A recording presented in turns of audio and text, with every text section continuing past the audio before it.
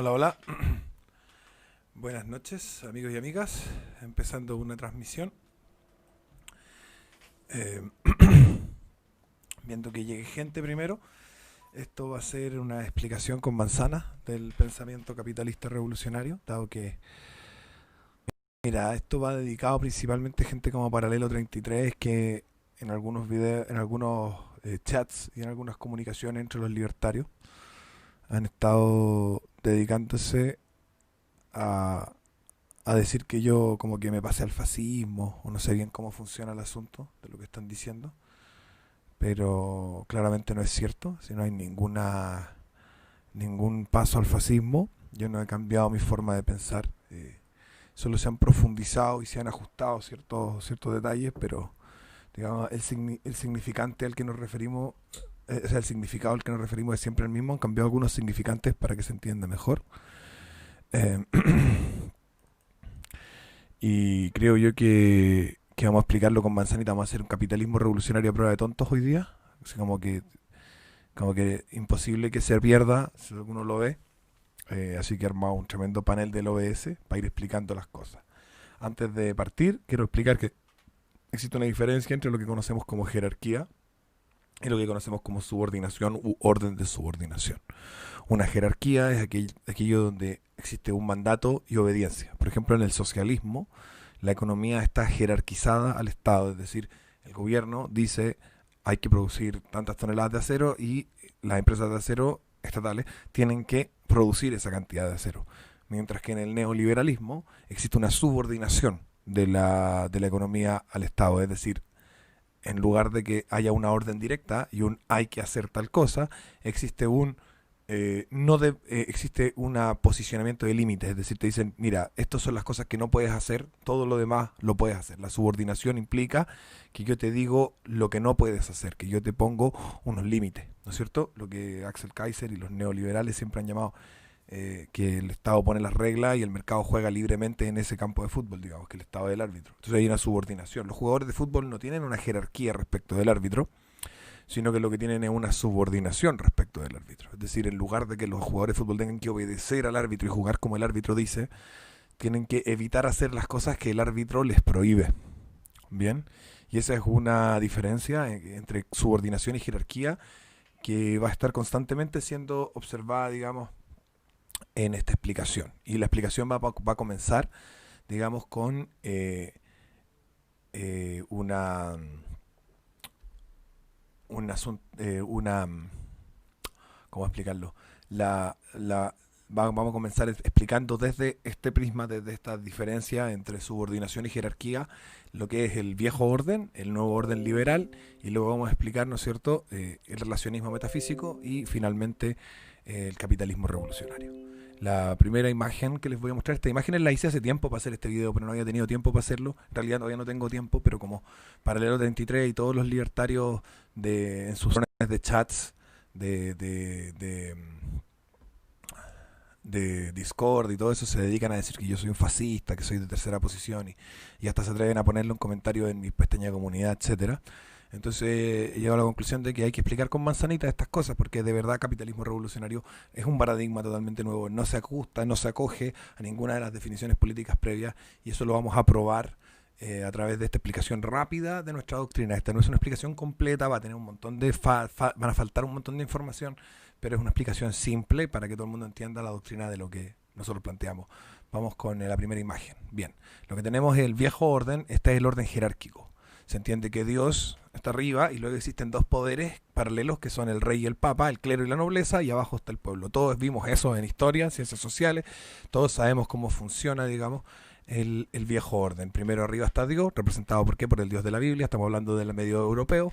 Después de Dios ponen el poder al Papa y al Rey. El Papa y el Rey, ¿no es cierto?, se fiscalizan mutuamente, son poderes en competencia, como pasa hoy en día con los poderes del Estado. A veces están de acuerdo, a veces no, etcétera.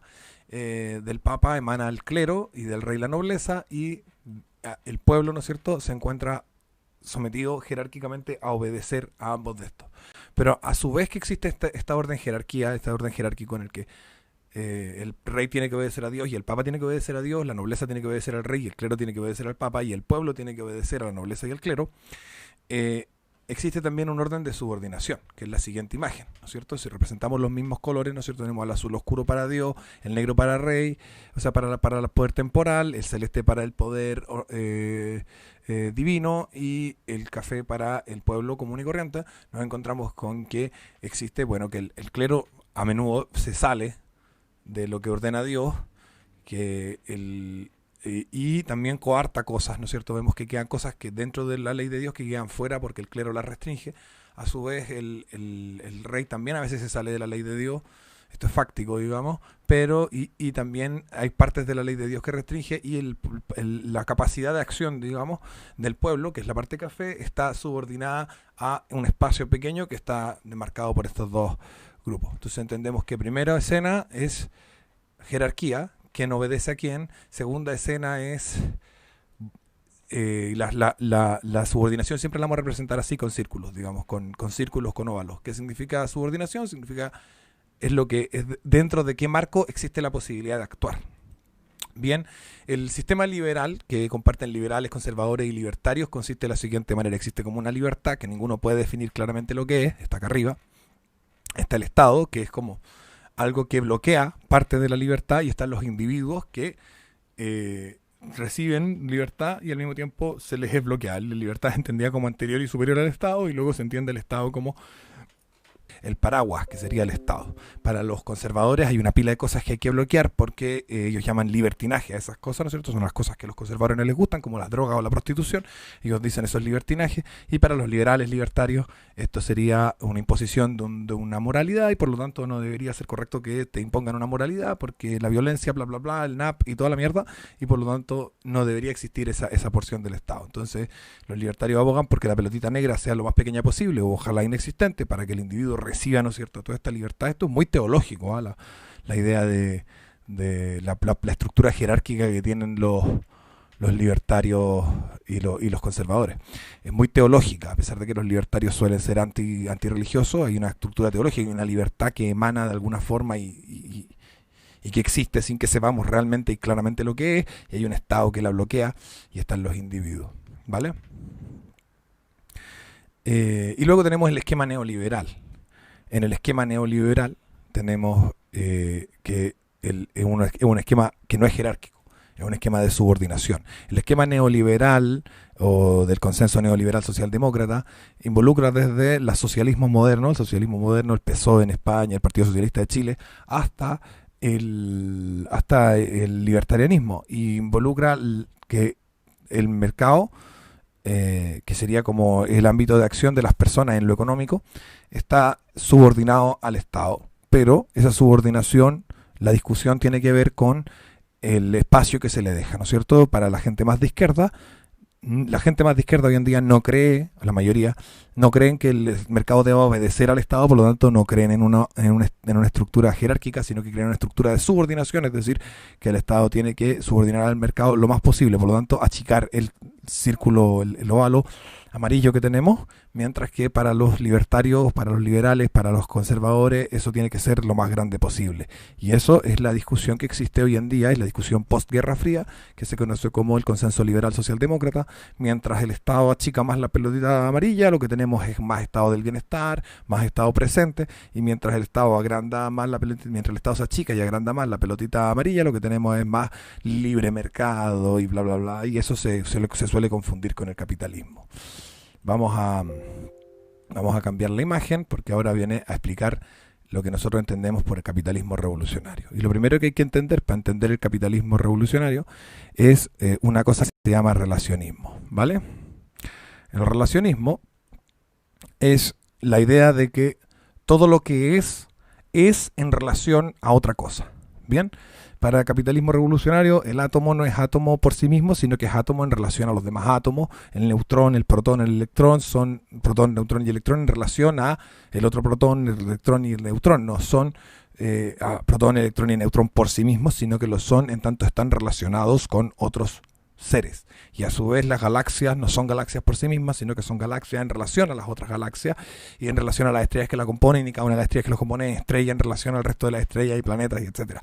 Y así los seres humanos somos seres humanos en relación a otros seres humanos. De hecho, nacemos de dos seres humanos, etcétera. Por lo tanto, entendemos que toda la realidad que en toda la realidad los seres son en tanto se relacionan y por lo tanto el entender la relación permite entender al ser y las relaciones son infinitamente mucho más complejas que los seres. ¿Ya? ¿Cómo funcionan estas relaciones? Estas relaciones tienen una estructura, voy a seguir cambiando las imágenes para que vayamos viendo la forma en la que se estructuran estas relaciones. No, las relaciones, teníamos aquí el básico, aquí está, las relaciones. Bien. En las relaciones, un ser entra en contacto con otro ser y como ambos seres son totalmente inasequibles, digamos, un ser no puede entrar en contacto directo en tanto ser con otro ser, sino que lo hace a través de las propiedades.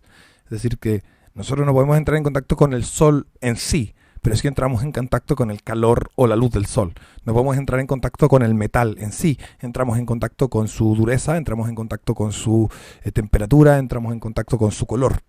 Y esos a su vez son porque están siendo propiedades expresadas por una relación que tienen con la luz, con la temperatura, con etcétera. Porque el mismo metal en relación a temperaturas de miles de grados Celsius ya no es tan duro, por lo tanto expresa una propiedad distinta. Digamos que el ser en sí no expresa las mismas propiedades siempre, expresa propiedades distintas en relación a las relaciones en las que está participando. Como vimos en la diapositiva anterior, espérense un poco, como vimos en la diapositiva anterior teníamos un montón de relaciones. Un montón de relaciones en la diapositiva anterior, había muchas relaciones. Y hoy, y por lo tanto, esta es una simplificación. Aquí estamos solamente viendo una relación, pero esa relación depende, el ser que está expresando sus propiedades en esta relación, expresa sus propiedades en relación a esta relación y en relación a todas las demás relaciones de las que participa. Y eso es lo que lo hace infinitamente complejo. Y eso es lo que hace que los seres humanos nos cueste mucho comprender la realidad, a pesar de que somos muy inteligentes. Vamos a simplificar algunas cosas. El ser solo expresa relaciones en función de cómo se relaciona. Por ejemplo, si el ser A del lado derecho de la pantalla es A0 y el ser B del lado izquierdo de la pantalla eres tú, tú vas a observar las propiedades del ser A o vas a acceder a las propiedades del ser A en relación a todas las relaciones en las que el ser A está incurriendo. Y eso incluye la temperatura, por ejemplo, o incluye, por ejemplo, la pintura con la que está pintado, o incluye el color de las luces que refleja, incluye todo lo que podría, digamos, todas las relaciones en las que podría estar participando este ser a cero. Y por lo tanto tu acceso al ser a cero no es un acceso al acero en sí, sino que lo que tú tienes es un acceso a las propiedades que expresa el acero en función de la relación que tiene contigo, con tus sentidos, digamos, tus ojos, tu tacto, tus cinco sentidos y el resto de tus sentidos, en relación, por ejemplo, a también tus conocimientos, tus capacidades intelectuales y también en relación a los restos de relaciones en las que este acero participa, porque participa de otras relaciones, inevitablemente ese acero participa de otras relaciones. No hay un acero solo en la nada, en el vacío absoluto, que pueda ser observado por un ser y por lo tanto todo lo que nosotros percibimos y todo lo que se percibe y todo lo que es percibible e incluso aquello que no es percibible no son los seres en sí, sino que son las propiedades que cada ser expresa cuando se relaciona. Eso es muy importante entenderlo porque luego lo vamos a ver en las relaciones sociales. Sigo con las imágenes.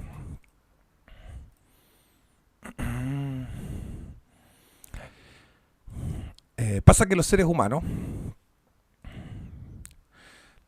humanos tenemos una cosa que altera toda esta situación, que es la voluntad. Y la voluntad hace que las formas de relacionar a los seres humanos no sea la misma forma que tiene de relacionarse una piedra con el vidrio. La piedra contra el vidrio expresa inevitablemente sus propiedades, el vidrio contra la piedra expresa inevitablemente sus propiedades, y al expresar inevitablemente sus propiedades chocan y generan un resultado que es esperable, que es predecible, mientras que el ser humano, al ser un ser dotado de voluntad, de una conciencia volitiva, las relaciones en las que incurre no son predecibles, no son esperables, no son necesarias, digamos, en términos lógicos. ¿Por qué? Porque pueden pasar distintas cosas. Ahora, el ser humano es un ser y por lo tanto tiene una naturaleza de ser y por lo tanto lo que expresa así son sus propiedades, algunas de las cuales dependen de la voluntad, pero nosotros sostenemos que la mayoría de las cuales dependen de su ser. Bien, el ser humano no es un individuo, en el sentido individuo de la ilustración, que es como este ser que tiene voluntad y que por lo tanto hace un poco lo que se le para la raja, sino que para nosotros el ser humano es un sujeto que está sujeto a su tiempo, que está sujeto a sus condiciones del entorno, que está sujeto a sus condiciones de sí mismo. El sujeto no está libre, el sujeto está sujeto a su materialidad, está sujeto a su corporalidad, está sujeto a la materialidad que lo rodea, sujeto a un tiempo, está sujeto a un espacio, está sujeto a unas relaciones y a unas condiciones externas. No está libre, no hace lo que quiere, y si intenta hacer lo que quiere, sufre en sus carnes las consecuencias. Un muy buen ejemplo de esto, digamos, un libertario te va a decir, la feminista es libre de no casarse y vivir con gatos y morir sola.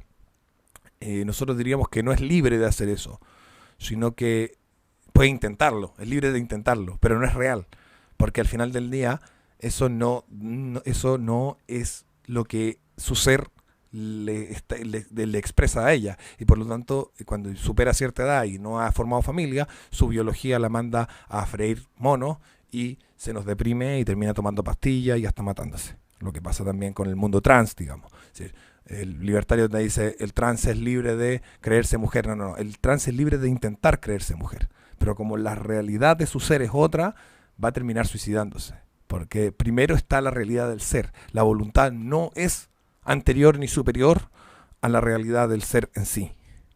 Bien, el ser en sí expresa las propiedades que puede expresar, y algunas cosas de esas están sujetas a la voluntad, como por ejemplo si yo quiero o no fumar un cigarrillo. Si yo quiero o no fumar un cigarrillo, eso está sujeto a la voluntad.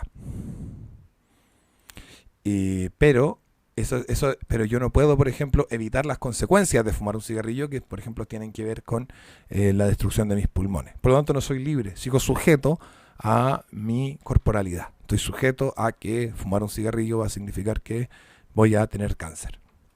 Bien, entonces hay una diferencia entre individuo y sujeto. El individuo está como está sin amarra, no está sujeto.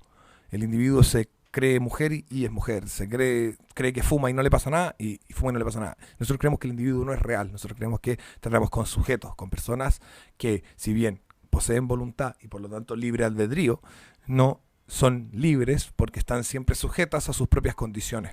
Bien, y por lo tanto cuando se relacionan los seres humanos, lo que tenemos son las propiedades del ser humano, que se dividirían en dos tipos: las propiedades de la conciencia o propiedades espirituales, y las propiedades del ser en términos físicos o materiales. Bien, cuando dos seres humanos se relacionan, pueden incurrir en dos tipos de relación: la relación de propiedad y la relación de poder. Vamos a explicar brevemente lo que es la relación de propiedad. Una relación de propiedad es aquella donde las propiedades de ambos seres humanos se ven reflejadas en el resultado material de la relación. Por ejemplo, aquí tenemos el ser A y aquí tenemos el ser B, por ejemplo, Juanito y Andrea, y Juanito quiere introducir su pene en la vagina de Andrea. ¿Bien? Andrea no quiere introducir su pene en la vagina de Juanito, porque Juanito no tiene vagina y Andrea no tiene pene. Pero Andrea quiere este cuadrado que está acá, ¿no es cierto? Rojo. Andrea quiere ser penetrada por Juanito. Quiere que el pene de Juanito entre en su vagina.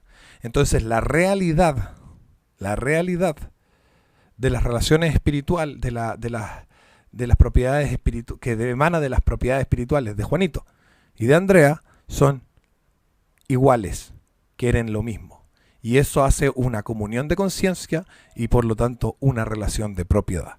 Entonces, en una relación de propiedad existe la comunión de conciencia, que no significa que las dos mentes, que los dos espíritus o que las dos corporalidades estén pensando, sintiendo o expresando exactamente lo mismo, sino que la representación material, ya, que es el triangulito que está ahí, de ambas propiedades es similar, y eso es una relación de propiedad.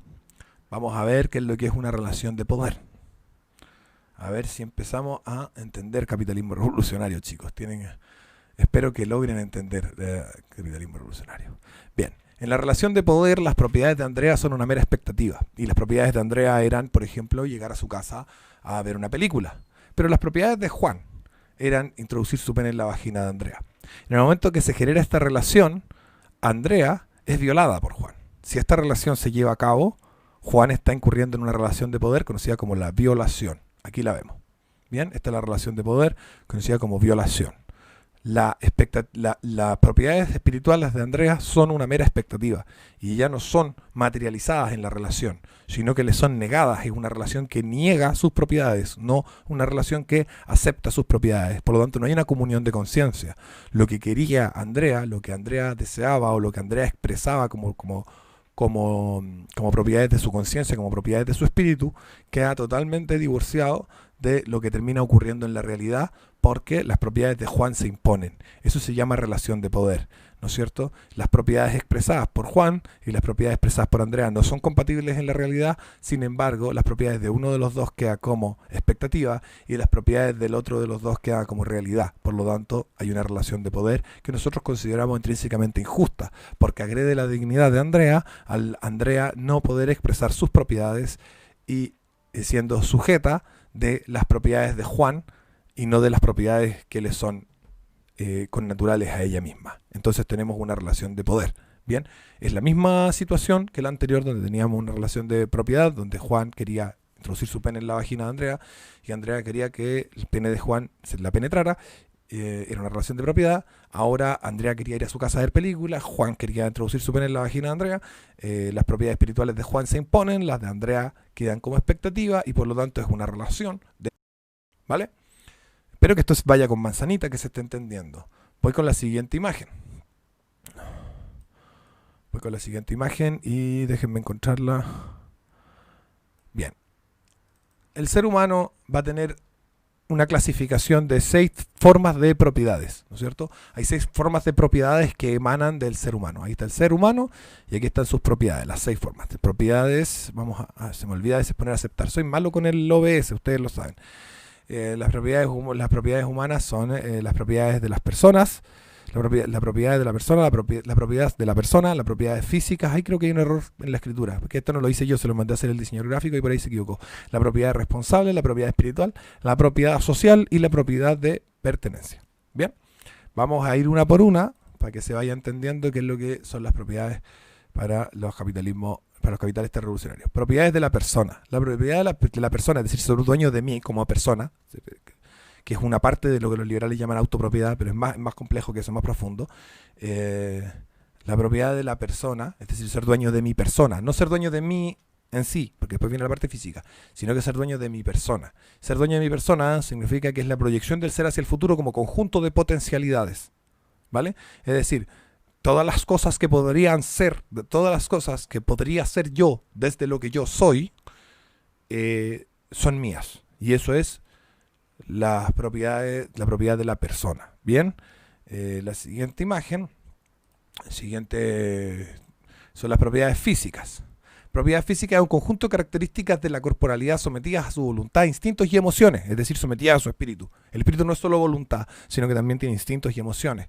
Y aquí entran las formas de consentimiento, es decir, yo soy las características de mi corporalidad, todo lo que son las propiedades de mi corporalidad sometidas o sujetas, digamos, también, así como yo estoy sujeto a ellas, así como mi voluntad, mis instintos y mis emociones están sujetas a mi corporalidad, esto es dialéctico, no es jerárquico, entonces mi corporalidad a su vez también está sujeta a mi voluntad, mis instintos y mis emociones. Y esa relación se conoce como propiedades sobre lo físico propio, propiedades físicas del ser humano. Aquí estoy yo con mi cuerpo y así como yo estoy sujeto a mi cuerpo, no puedo salir de él y no puedo hacer con él cosas que mi cuerpo no puede hacer, como volar o lo que sea. Mi cuerpo también está sujeto a mí y mis manos no pueden hacer cosas que no estén dentro de lo que mis instintos, emociones y voluntad le comandan, digamos. Mi mano no se manda sola, puede que no obedezca siempre mi voluntad, pero cuando no obedece mi voluntad está obedeciendo a mis instintos o a mis emociones, pero no puede actuar sola. Por lo tanto, yo tengo una propiedad que es dialéctica entre mi corporalidad física y mi composición espiritual, voluntad, instintos y emociones. Bien, después tenemos la siguiente forma de propiedad. Tenemos la propiedad responsable. Propiedad responsable. es la obligación natural del ser espiritual, entre paréntesis humano, con su lugar en la causalidad, es decir, en causa y efecto. Es la relación entre el ser y sus actos, voluntarios o no, en relación a los demás seres. Es decir, que lo que yo hago, yo respondo por lo que yo hago. Esa es la propiedad responsable, porque son mis actos. Y por eso es propiedad. Porque no es solamente el hecho de que yo respondo por lo que yo hago porque sí, sino que yo respondo por lo que yo hago precisamente porque es lo que yo hice. Bien. Entonces, por ejemplo, en capitalismo revolucionario entendemos que un homicidio, por ejemplo, es propiedad. Es mi homicidio. Yo maté. Ahora, ¿eso significa que yo puedo hacer lo que quiera con ello? No, porque no es propiedad privada. Un homicidio es por definición público y las responsabilidades de mi acto implican que los demás no quieran seguir conviviendo conmigo y me encierren en una jaula. Bien. Porque no quieren seguir conviviendo con alguien que es capaz de matar a otro. En ciertas circunstancias. En otras, por ejemplo, como la legítima defensa no es así, etcétera. Entonces, yo como ser actúo y afecto a otros seres y soy responsable de cómo los afecto. Y eso se llama propiedad responsable. Bien. Principalmente la propiedad responsable se aplica a relaciones de poder, es decir, cuando yo genero o realizo o hago relaciones de poder, practico relaciones de poder, soy responsable de ese resultado y por lo tanto soy susceptible de ser castigado al realizar yo relaciones de poder.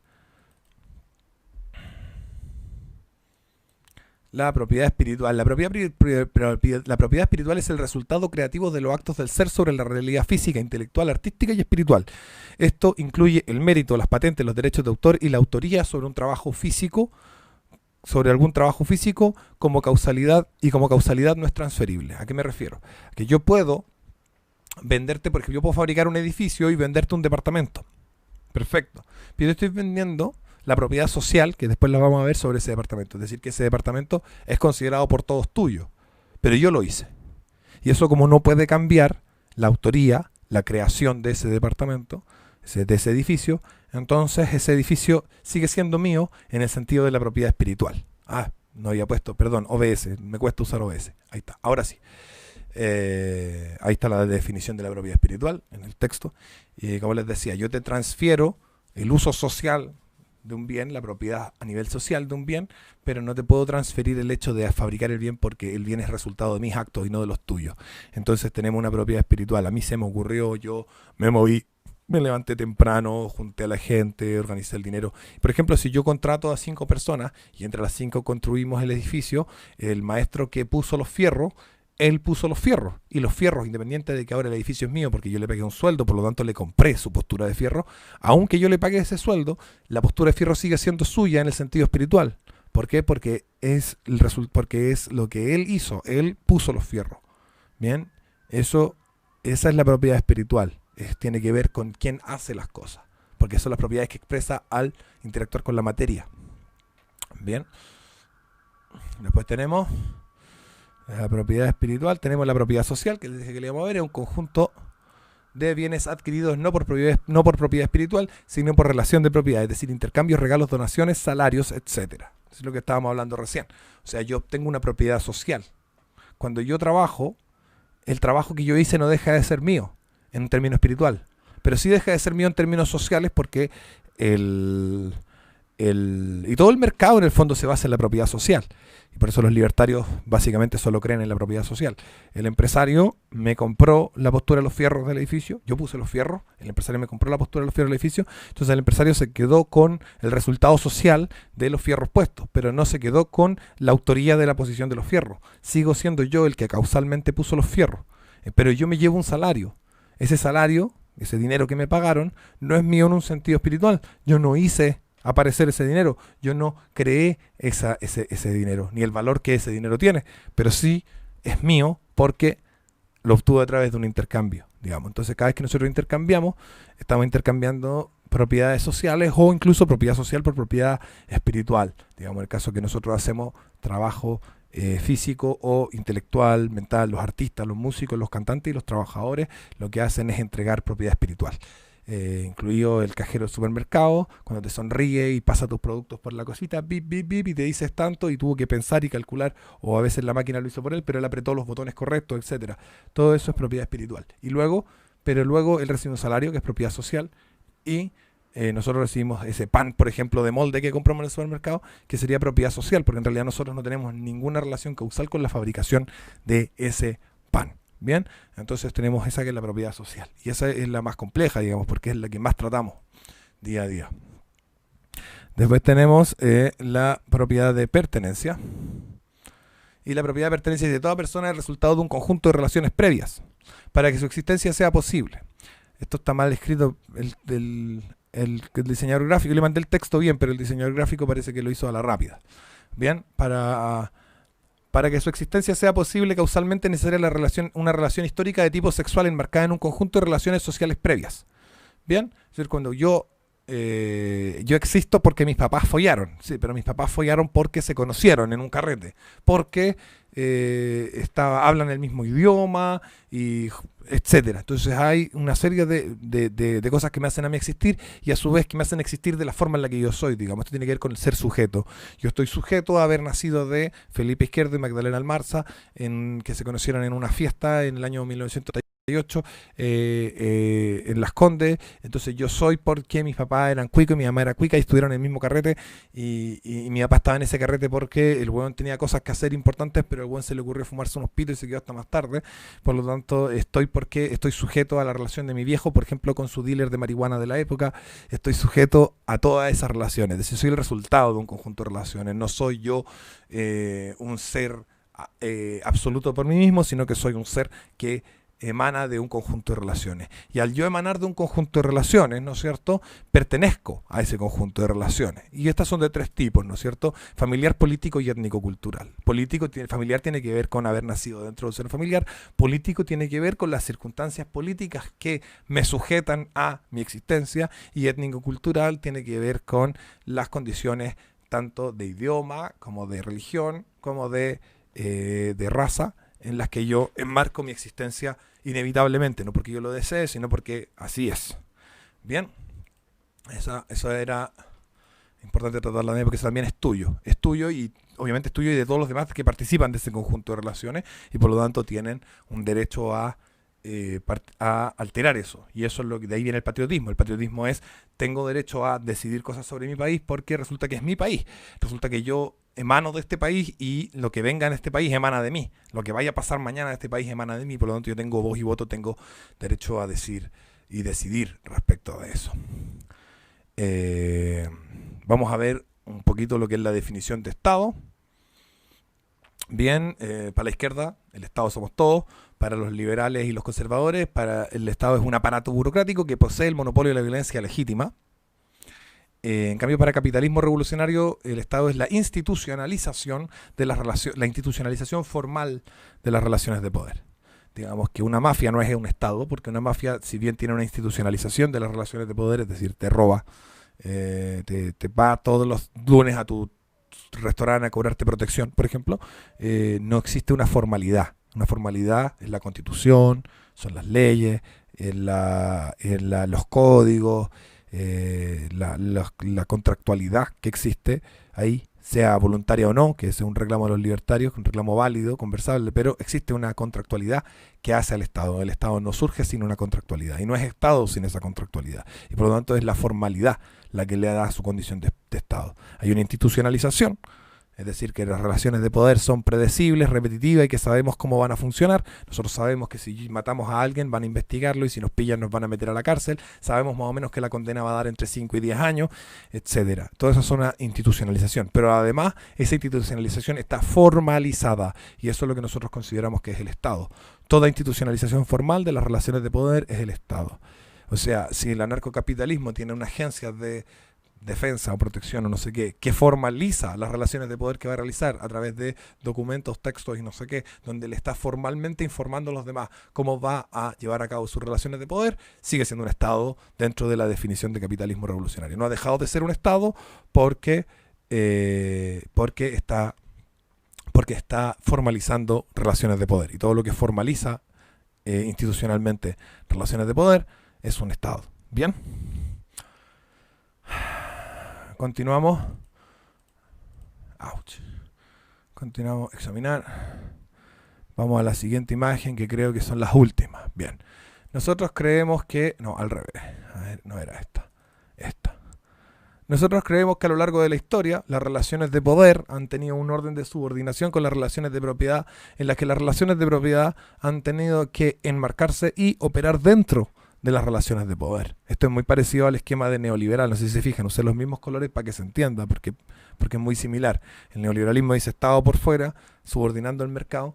Independiente del tamaño que tenga cada una de estas cosas, nosotros creemos que el problema no es el tamaño, y ahí es donde nosotros divorciamos completamente el liberalismo, porque hasta el momento un liberal puede decir, estoy más o menos de acuerdo con prácticamente la totalidad de las cosas que ha dicho Izquierdo respecto a temas políticos, probablemente el relacionismo metafísico no lo considero, pero el hecho de que las relaciones de poder y las relaciones de propiedad, etcétera, estoy de acuerdo con él, pero aquí es donde nosotros vamos a tener una diferencia fundamental, porque para un libertario, para un liberal, estas relaciones de poder que enmarcan a las relaciones de propiedad deberían achicarse, deberían darle más espacio y que el círculo de las relaciones de propiedad crezca lo más posible.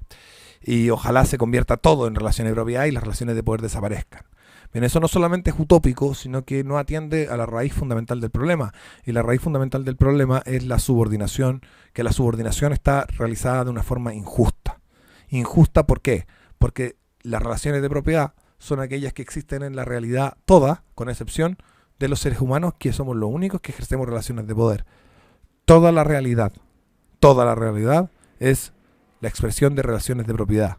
Como hablábamos de la piedra contra la ventana, la piedra no puede más que expresar sus propiedades contra la ventana, y la ventana no puede más que expresar sus propiedades contra la piedra. La ventana no puede evitar que la piedra exprese sus relaciones exprese sus propiedades en la relación, y la piedra no puede evitar que la ventana exprese sus propiedades en la relación. Sin embargo, los seres humanos sí podemos impedir que el otro exprese sus propiedades, y esa es la relación de poder. Y esa es la fundamentación de por qué la relación de propiedad es justa, porque es una forma natural de relacionarse, y la relación de poder es injusta porque es una forma humana distorsionada de la creación natural de relacionarse. Y por lo tanto, las relaciones de poder nosotros creemos que por el hecho de ser injustas, pero por el hecho de existir, son necesarias, porque la única forma de combatir una relación de poder es con otra relación de poder, digamos, y de ahí viene el tema de la legítima defensa, el uso de armas y sobre todo el tema de la necesidad de un Estado. Va a ejercer una relación de poder contra ti, necesitas otras relaciones de poder que te defiendan, digamos, ya sea las que puedas ejercer tú o ya sea las que pueda ejercer la sociedad toda a través de una institución formalizada. Entonces, decimos, las relaciones de poder son necesarias en tanto todo ser humano puede ejercer una relación de poder, y por lo tanto nosotros necesitamos tener unas relaciones de poder que combatan con esas relaciones de poder, y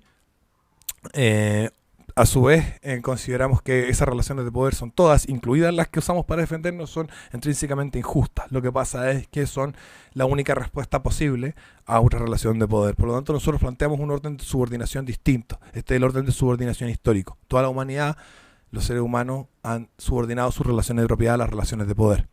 En los países donde hay mucha delincuencia, por ejemplo, hay relaciones de poder que son no estatales, donde subordina las relaciones de propiedad. Cuando tú ves en Guatemala por qué la gente se va tan temprano a la casa y cierra los locales muy temprano, significa que ellos saben que pueden ser víctimas de la delincuencia, que es una forma de relaciones de poder, y por lo tanto ellos tienen que cerrar más temprano para que la delincuencia no los afecte. ¿Qué significa eso? Significa que las relaciones de propiedad se encuentran subordinadas a las relaciones de poder, independiente que esas sean del Estado o no.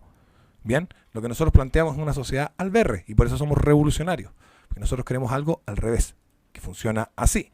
Las relaciones de propiedad entregan al Estado un marco a través del cual él puede formalizar las relaciones de poder dentro del marco de las relaciones de propiedad y en defensa de las relaciones de propiedad, solo agrediendo otras relaciones de poder que no estén, que sean relaciones de poder iniciadas, digamos, agresivas. No castigar a la legítima defensa, por ejemplo, que sí es una relación de poder, pero una relación de poder que está combatiendo a otra.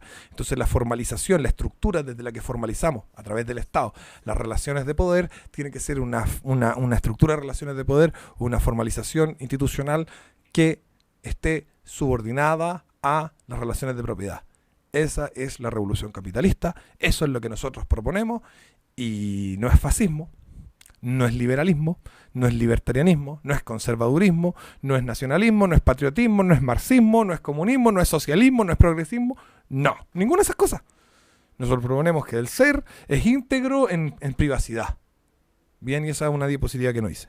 El ser es íntegro en privacidad. Es decir, que el ser, al permitírsele excluir, se le permite expresar sus propiedades y por lo tanto ser íntegro. Ahora, el ser puede no ser íntegro. Perfecto, es cierto. Los seres humanos podemos tratar de ser lo que no somos. Y es lo que hablaba, por ejemplo, de la feminista esta que no se quiso casar y terminó tomando antidepresivos, etcétera.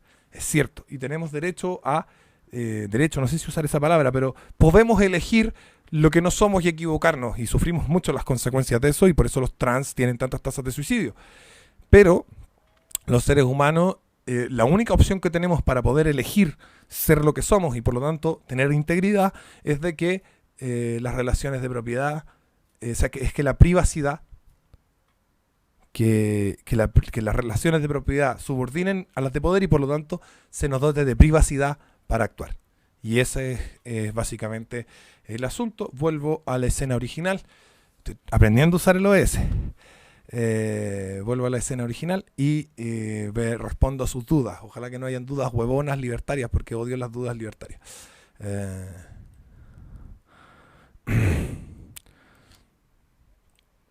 Yo probaría el aborto postparto obligatorio para la haitiana. Qué tonto este. Si una mujer pare una guagua en un avión espacio internacional, entonces la guagua es dueña del avión. No dije eso. Speed Sender vive en el mundo de la propiedad de los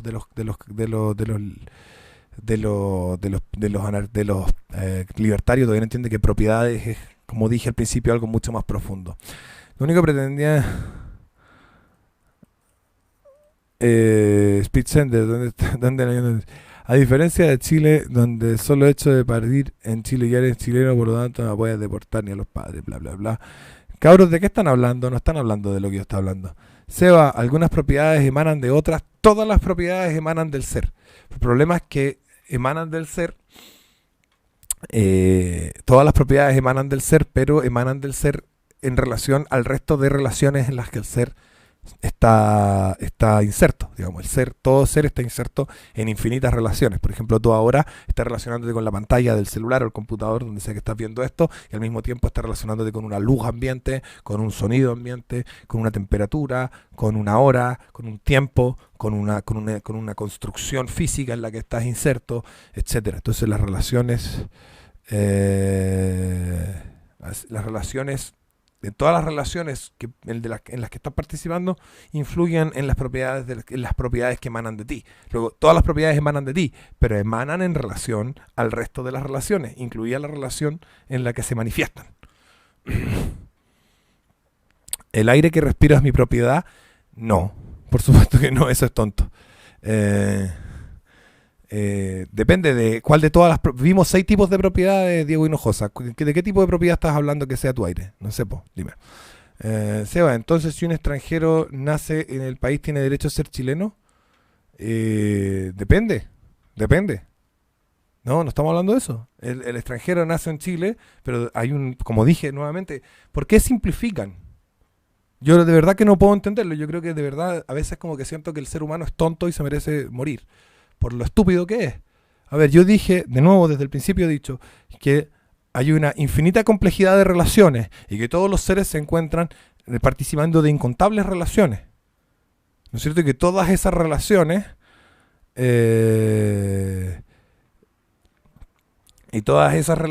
influyen en las propiedades que el ser expresa. Si bien es cierto que un hijo de un extranjero puede nacer en Chile y eso podría darle alguna propiedad sobre esto, hay que ver todo el resto de relaciones que participaron en esa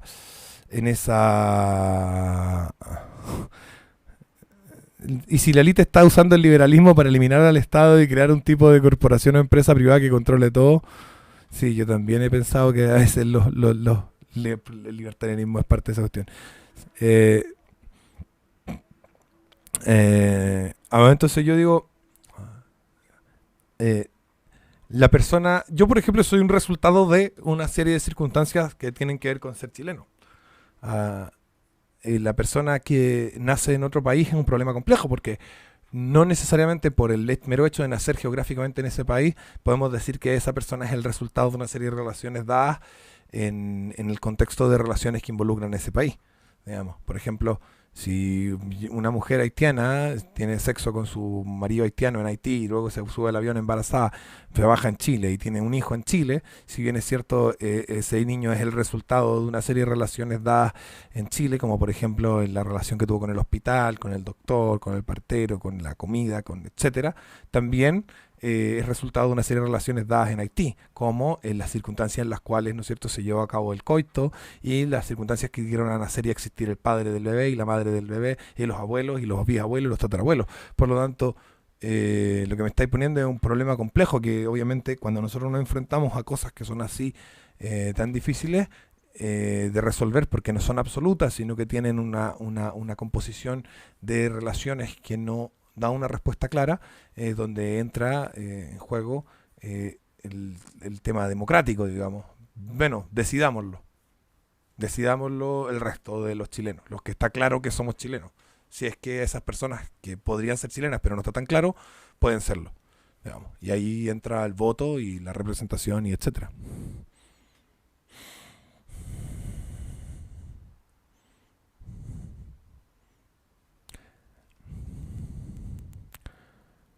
¿De dónde se extrae que el Estado es una relación de poder? Porque el Estado cuando interactúa contigo, Ángel, el Estado existe y está ahí y la gente lo acepta, pero la gente lo acepta porque no está interactuando con él. Pero en el momento que el Estado interactúa contigo, y el momento en que el Estado interactúa contigo es cuando llegan a tomarte detenido, la gente, no sé si tú te das cuenta que menos del 1% de los delincuentes se entregan a la policía.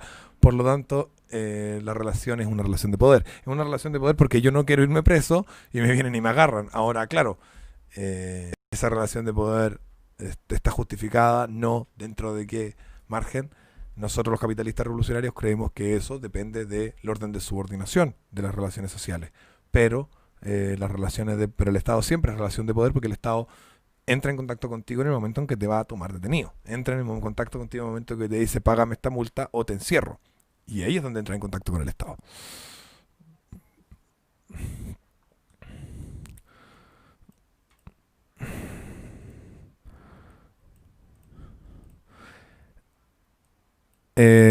Francisco ahorita dice esas preguntas hueonas sobre si el aire que respiras es o no tuyo o de los nacidos en un avión justo en la frontera son estupideces varias que ya están contestadas antes si pusieron atención. Muy bien, Francisco.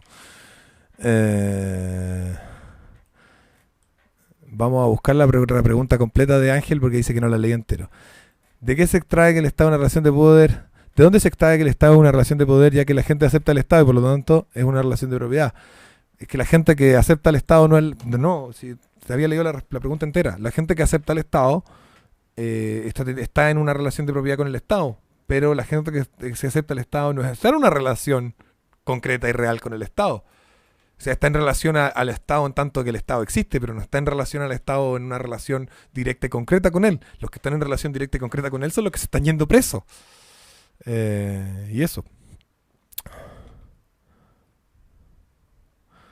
Claro, por ejemplo, cuando te toma tu plata, entra en relación contigo. Y es una relación de poder porque tú no puedes no pasársela.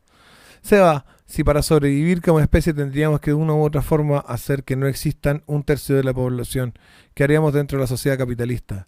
No, dentro de la sociedad capitalista, en ese escenario, desaparece la especie nomás porque nosotros no tenemos derecho a hacer algo como eso.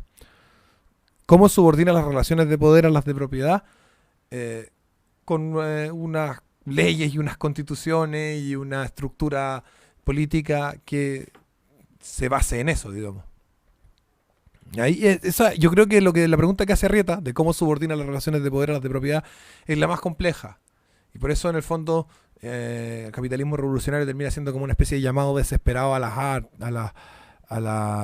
armas. El capitalismo revolucionario es totalmente de derecha, porque tenemos una visión esencialista del ser, porque tenemos una visión de la sociedad que dice que las personas son lo que son y que por lo tanto tienen que vivir como les toca vivir. Y creemos en el capitalismo y creemos en la propiedad privada, así que sí, somos de derecha. Luego, la pregunta que hace Arrieta es la más interesante. ¿Cómo llegamos a invertir el orden de subordinación de las propiedades sociales, de las relaciones sociales? Porque no basta con que nosotros digamos, y es lo que nosotros planteamos, que el orden de subordinación de las relaciones sociales está equivocado, sino que además de plantearlo, tenemos que ver la forma de invertirlo.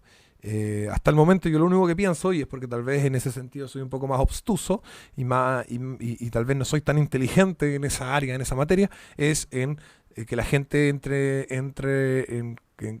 haga conciencia de esto, saque unas metralletas y derroque los gobiernos de todo el mundo e invierta en la orden de subordinación de las relaciones sociales. Pero no es tan fácil hacerlo como decirlo. Deben haber estructuras y formas mejores de hacerlo que no se me han ocurrido a mí. Evidentemente, después de un Marx hay un Lenin, así como Marx planteó los problemas del capitalismo o los que él creía que eran problemas del capitalismo y las posibles soluciones en sus libros, jamás dijo cómo se iban a llevar a cabo esas soluciones y cómo se iban a implementar en forma de, materia, de políticas concretas. Y de ahí viene un Lenin que hace toda la teoría de la revolución y toda la teoría de cómo implementar el comunismo, que fue un desastre. Está bien, pero lo que me refiero es que yo estoy planteando una cosa muy abstracta. Luego tendrá que venir alguien y ver la forma de hacerla concreta. ¿Bien? ¿Dónde está la contradicción, Ángel? Ángel siempre dice que esta cuestión es contradictoria, pero nunca expone la contradicción. O sea, esto me parece contradictorio porque es contradictorio porque lo es. Mucha chat, Ángela, ¿por qué no mejor lo llamas? Claro, hacemos un llamado por WhatsApp y me explicáis cuál es la contradicción. El ser humano no está preparado sino para relacionarse de modo vertical con su entorno. No hay diferencia entre esencia y sustancia, entre la esencia y la sustancia. Esa es otra discusión, amigo mío. Si fuera por portar armas, eso da derecho a la propiedad, a tener propiedad sobre el Estado. Solo es una herramienta para lograr el poder, el resto es retórica. Algo así, sí. Mussolini era de izquierda o derecha, para mi gusto era de centro izquierda. Sí, de hecho después de Randy en izquierdo, qué chistoso decadencia. No es el cristianismo demasiado buenista como para que lo relaciones con tu ideología. Es que yo no relaciono el cristianismo integralmente. Yo relaciono el cristianismo porque el cristianismo tiene aspectos que nos dan luces de lo que yo planteo, digamos. El cristianismo nos da muchas luces de lo que yo planteo. Por ejemplo, cuando nosotros hablamos de que el ser debe ser íntegro y por lo tanto entregarse a ser sí mismo, ahí está Jesús diciendo, miren a los lirios y miren a los pajaritos que no necesitan esforzarse, digamos. Y no se está refiriendo a que la gente no trabaje, sino que lo que está diciendo es, sé tú mismo. El lirio no necesita más que ser lirio para sobrevivir y el pajarito no necesita más que ser pajarito para sobrevivir. Luego tú, Juan, Cristian, por ejemplo, Cristian Mesa, tú, Cristian, sé Cristian y te va a ir la raja. Hay un montón de pasajes bíblicos que apoyan profundamente lo que nosotros planteamos. Ahora, tampoco es un cherry picking. Es que yo creo que el cristianismo ha sido una fuerza para la humanidad precisamente por eso, porque contiene elementos de verdad muy potentes. ¿Has pensado participar en algún partido político para aportar políticamente al país? He pensado en inscribirme tanto en Fuerza Nacional como en Unidos por la Fe. Son los dos que me llaman la atención. ¿Crees que los libertarios en general son patriotas? Creo que los libertarios en general son idiotas. Esa es la verdad. Probablemente de forma implementándose realista sería masificando el armamento de la población civil. Quizás solo el miedo a una respuesta armada sea suficiente. Ángeles Popiano, le gustan mucho las contradicciones. Poperiano debe ser. O sea. Muy buena pregunta, Cristian. ¿Cuál pregunta de Cristian? La dilatación que produjo el negro en el recto de Nelson Mauri, ¿de quién es? ¿De Nelson Mauri o del negro? De ambos. Acuérdate que las cosas no son de uno, son relaciones. Todo es relación. Acuérdate que los átomos son relaciones, las partículas subatómicas son relaciones y las galaxias son relaciones. Y tú eres relaciones. Tú no eres tú. El ser no es asequible. Cristian Mesa no es Cristian Mesa. ¿Qué es Cristian Mesa? Cristian Mesa es, por ejemplo, si le preguntas ¿qué es Cristian Mesa? A las personas que conocen a Cristian Mesa, alguien dirá Cristian Mesa es honesto, y otro dirá Cristian Mesa es tonto, y otro dirá Cristian Mesa es guapo. Entonces son propiedades que expresa Cristian Mesa en relación al observador. Por lo tanto, Cristian Mesa no existe. Lo que existe son un conjunto de propiedades o sea, existe, perdón, pero no es asequible. No tenemos acceso a Cristian Mesa. No podemos tener contacto real con Cristian Mesa real. Lo que tenemos es contacto con las propiedades que Cristian Mesa expresa. Y las propiedades que Cristian Mesa expresa dependen de todas las relaciones en las que participa. Y se expresan en una relación particular y se expresan de distintas formas en otra relación particular, y por lo tanto para una persona, Cristian Mesa es una persona muy honesta y para otro es un mentiroso. Sin embargo es el mismo Cristian Mesa que está expresando distintas relaciones porque está participando, está expresando distintas propiedades porque está participando de distintas relaciones.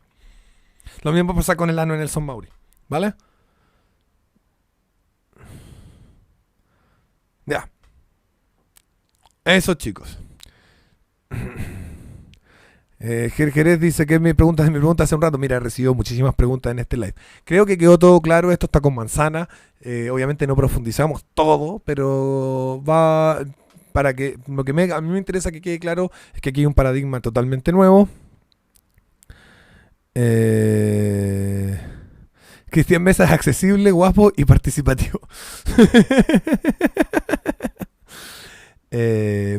Esta es la idea de capitalismo revolucionario, no es otra. Ustedes pueden estar en desacuerdo, pueden discutirla, pueden decir esto está mal, me parece que está equivocada, pero decir que tiene alguna relación tanto con el liberalismo, como con el libertarianismo, como con el fascismo, como con no sé, conservadurismo, etcétera, pretender que estamos dentro de los paradigmas en los que ustedes participan y nosotros estamos en otros paradigmas, y de hecho nuestra intención es cambiar precisamente el paradigma hacia un paradigma relacionista y hacia un paradigma basado en las propiedades del ser y no en que si el Estado, los privados y la nación. ¿Ah? Queremos ver las cosas con mayor profundidad. No te olvides, Seba, que los paradigmas se transforman en paradojas. Esperemos que no.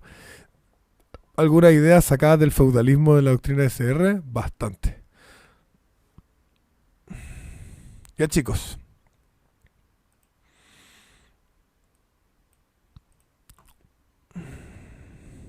Ya Corvos Chileno se ha bloqueado por andar difundiendo marchas neonazis en mi canal. Bloqueado. Listo.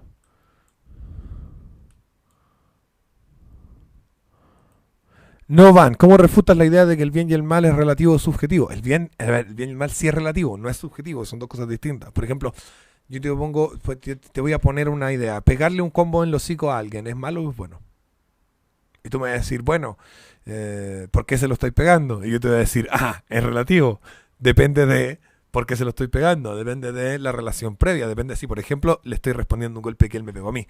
Por lo tanto, el bien y el mal sí es relativo y tiene que ver por qué relativo. De hecho, relativo significa de relaciones. Entonces, el bien y el mal dependen de las relaciones en las que se están realizando. Pero no, eso no significa que sea subjetivo, porque no depende de tu capricho, no depende de lo que se te pare el orto.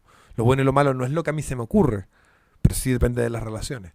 Y depende de las relaciones porque depende de las propiedades que emanan de cada ser. ¿Bien? Y del materialismo histórico que hay en tu doctrina, la idea de que el sujeto está sujeto a condiciones materiales de las que no puede escapar y que todo su ámbito de acción se encuentra contenido dentro de las relaciones materiales, de las condiciones materiales en las que existe, por ejemplo.